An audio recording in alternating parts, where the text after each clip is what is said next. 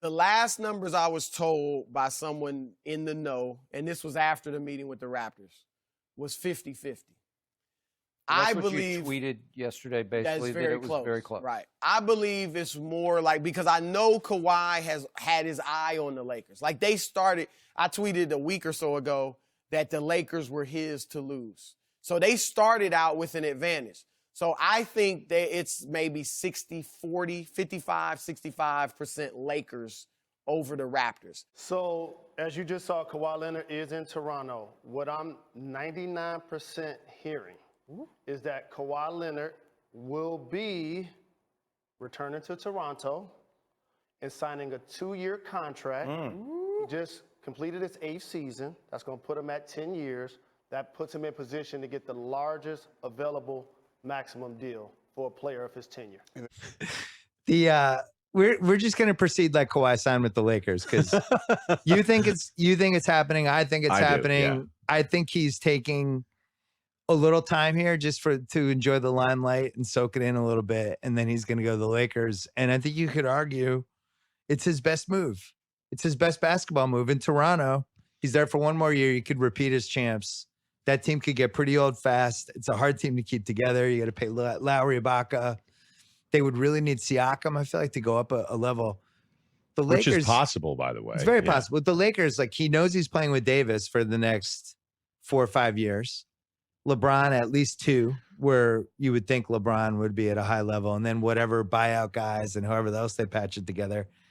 It's a logical move. I'm not against it. How do you feel? Partner, I saw his tweet that the Clippers are out, which I'm disappointed if that is indeed the case, because that's where I thought he should have gone. Glad you're disappointed too. I am.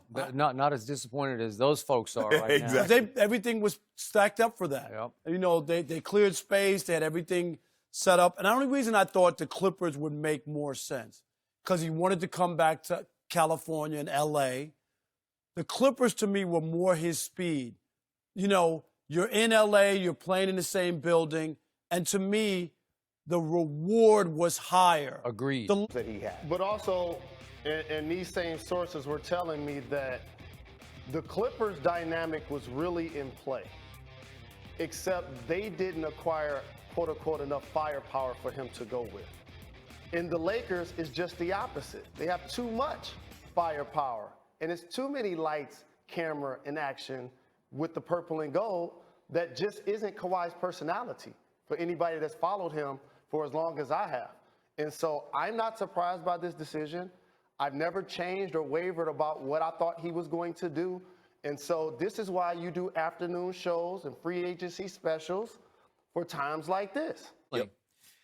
Shannon, I hate to inform you, the media tide is rising in favor of Toronto here. Now, Frank Isola has tweeted that it's closer to 99.9%. He's a longtime NBA reporter. So he's doing the Jalen Rose 99.9? He's taking it up all. No, Jalen was just 99. You're right. So he says he's hearing it's closer to 99.9. Does that dilute your 90? No, because all we need is I got faith like a mustard seed. All we need is that 1%. Well, I'm going to remind you, our friend Chris Broussard yesterday was 90% Lakers, and now he's 50-50. The last 2 words of his tweet, very close. Would that mean 50-50? That would be close, right? Yeah. Yes. That doesn't sound like 90%. Okay, all right. So the point is, I also feel sorry for the Clippers, because Chris Broussard just flat out wrote, Clippers out. Period. End of story. Well, if that's true, they're devastated right now. They're having the worst 4th of July anybody can. With 99.9, that means Clippers are out. Okay. I guess they can get that 0.5 to 1%.